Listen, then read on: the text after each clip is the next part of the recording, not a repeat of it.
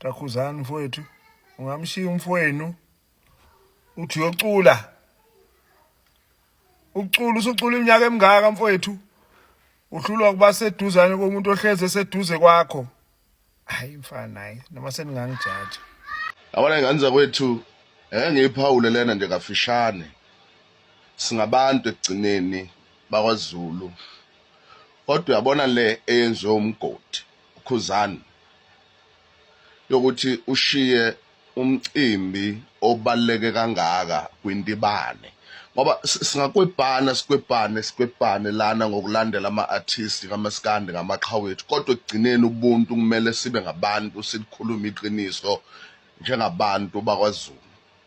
Ayi yabona kodwa le oyenzile Khuzani, oyenzile isinqumo sithathile. Ngiyazi isinqumo benisithatha through ngokuthi mhlambe ngala nilwa ngokuthi mhlambe nifuna ukubasela uhlangothi oluthize lokuthi wena uyaphesheya noma geza, kodwa leyo kushiya usuku kwintibane kuthibela kwintibane olubaleke kangaka, ungabikho eduze kwentibane, ukhethe ukuhamba uphelezela ikhwayo yephesheya, ushiye umcimbi udwendwe lentibane. Lento kwintibane into enkulu kakhulu kunoma ubani yokuthi insizwa yakini iyacacelwa, iyaganwa. Sizinkabi emaceleni, amaqhawe amaningi alungiselela ukuthi engawoni igazi lakini kwaMpungose kwantibane, kodwa alungiselela ukuthi azoshiya noma yini ngosuku lodwendwe lentibane kuyiwe lapha enkandla kini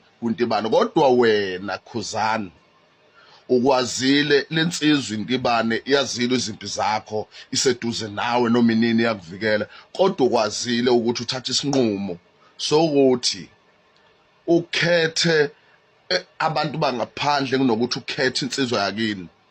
Yini ebizokulahlekela Khuzani ukuhlala nje once ume nokuthi no, ngisho ngabe impela kuthiwa phelezela ikhwaya iClermont Choir, kodwa ume uthi kulaba abakwesekayo ukuthi kulisa izimpi zokuthi uhlezi ubonwa ngathi umkhulu kunabanye abaculi, kodwa uthi no, kulokhu kuqondana kabi ngempela nosuku olukhulu lwensizwa yakithi Mthibela, inodwendwe, iyashadela, iyokhomba isigcawu sayo ukuthi uhlale ume noThibela, uthi awuyi phesheya kodwa uzokoseka insizwa yakini osuku olukhulu. Kodwa-ke ezomndeni ayingenwa, kodwa no Khuzani, thatha isinqumo esi-wrong kakhulu, esi-wrong. Hlungu lento ngampela masibheka njengoba nathi siphusha ukuthi akiwe le kwantibane kuyokweseka intibane, usuku olukhulu lelu kuyigidangoma lakho lakini, umfana wakini wakwenu, kodwa uyamshiya. Bengase nande Khuzani ulinde, ngoba vele uhambo oluhambele phesheya lukhokhelwanga wena. Ulinde kulaba abakwesekayo igwili lezi, ukuthi ulinde kudlule udwendwe lentibane-ke. Hayi-ke bese emva kodwendwe lentibane-ke bese niyayikhanda-ke lentini, bese uyawela-ke uyahamba uyaphesheya, bekuyise phesheya omageza. Awu Khuzani, awu hlungu lento, ngoba ngempela zingithintile ezinye insizwe enkandla zathi eyi khona isinqumo esithathwe uKhuzani, ayi sibonise kungabi nabo ubuntu kwinsizwa yakini. Abanye sebeyibuka njengokuthi mhlawumbe yini umona yini kuwena, kodwa why kuya-understandeka uma uba nomona kwabanye abantu abaseceleni ungafuni bephumelele, kodwa lensizwa yakini why umona Khuzani usuba nomona ngisho kuyiqhawe lakini kwintibane. Intibane iyakweseka, intibane njalo ihlezi ikuvikele ey'nkundleni zokuxhumana, intibane iyakuvikela noma ukuphi la ukhona, iyakulwela. Kodwa wena uthatha isinqumo ngosuku olukhulu kangaka lwentibane lokukhetha ukuhamba nabantu bangaphandle ubaphelezele phesheya, ushiye into yakini engaka ekhaya. Ngiyabonga, kodwa awu Khuzani, hhayi ngeke. Mningi-ke imboniso iphumile mayelana nohambo lukaKhuzani, njengoba-ke ligcine liqondana nokuthi uThibela uyaganwa ngala. Ngokwami noma ngokubuka kwami lento uma kufuneka siphume ne-conclusion nje, angiqale ngibingelele kunombani owuyena obuka le video la ayibukela khona. Kanti ngabe usuku lwakho lokuqala ulangicotha enze sure ukuthi uyasubscribe, uyalike, bese uyalinda ividiyo iziphele bese kuyima ukhomenta. Njengoba uzwa abafowethu bekhuluma noma obhuti noma obaba bekhuluma abadala ngala kule video esidlulile, kule nkathi esidlulile, ngiyafisa ukudlulisa ukungenami ngesenzo sikaKhuzani. Lokho kulandela ukuthi uKhuzani njengoba ehambile waya phesheya, usuku lolu obeluya phesheya bengakwazi ukuthi kuphinde lifike, kodwa usuku lokugana lukaThibela belingeke liphinde lubuye futhi, noma ngeke uThibela aphinde aganwe kabili ngenhloso yokuthini, yokuthi uKhuzani ubengekho. Angeke futhi kunelise ukuthi uThibela akhombise uKhuzani ividiyo noma uKhuzani abukiswa ngevidiyo izinto ezenzeka emcimbini kaThibela.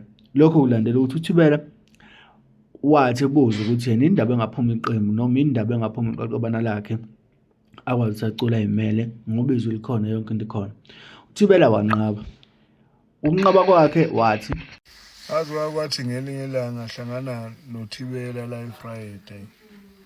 Ngamxhawula nje sakhuluma. Ngase ngimbuza ngathi mina kungani ukuthi ngoba ivoice ikhona engakhiphi. Wathi lo amjida kumina, ayi ngeke akwazi ngoba lo uKhuzani ingane yakubo wakwabo. Ngeke akwazi noma kunini uyohlezi la akhona ekhona ngeke ngoba sengathi bayahlukana phakathi. Takhuzani mfowethu ungamshiya umfowenu uthi uyocula usucula iminyaka emingaka mfowethu uhlulwa kuba seduzane komuntu ohleze seduze kwakho. Hayi mfana hayi noma seningangijaji. ngithemba ukuthi uyayizwela-ke ukuthi uThibela wathini, kusho le nsizwa le ebizwa ngomalume laphana ku-TikTok.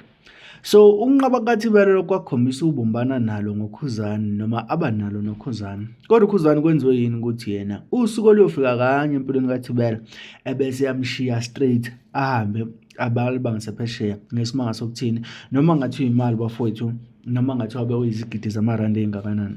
uKhuzani lokho waqala ngo-2012 ukucula. Ayekho inhlobo yemali angayazi, ayekho inhlobo yemali angayazi ayiphathe. Iprofile engakanani le bekufuneka ahambe eyoyibhilida phesheya ukuthi sengaze ashiye udondolo kamfowabo pho. Cha ngani zawethu, angihluleli, kodwa-ke la kuyaphoqa ukuthi kufanele sihlulele ngoba uye omunye umuntu uyethi mekhuluma la ku-channel bese kuthiwa uthatha isayidi. Cha, kulokhu uKhuzani bafowethu kushayela isikhala. Kawozi kakhuba mfowethu, noma ngathi uyayibona le video kufanele wazi ukuthi into eyenzile ayisinamisanga isizwe, kanti isenze sabuka ngamanye amehlo ukuthi wena awuwazi ukuthi ujabulise omunye umuntu ngaphandle kwakho ukuthi uyijabulise wena. Futhi injabulo yakhe ebalulekile, kodwa omunye umuntu uyakwazi ukuthi asacrifice ayeke zonke izinto engasiza yena, anake into ekuyona engasiza wena. So ngani zakwethu, angizwe nje uvulweni lapho kwi-comment section ukuthi ngampela nithini mayelana nalolu daba. Ungakhohlwa-ke ukungitshela ukuthi uma ngabe uqeda ukubuka le video ubuyibukela kuphi, ungawasebenzisa amagama ezinhlamba, nenze sure ukuthi uyasubscribe, uyalike, uyakhomenta, uturn notification on ukuze sihlangane nasemavidiyweni alandelayo.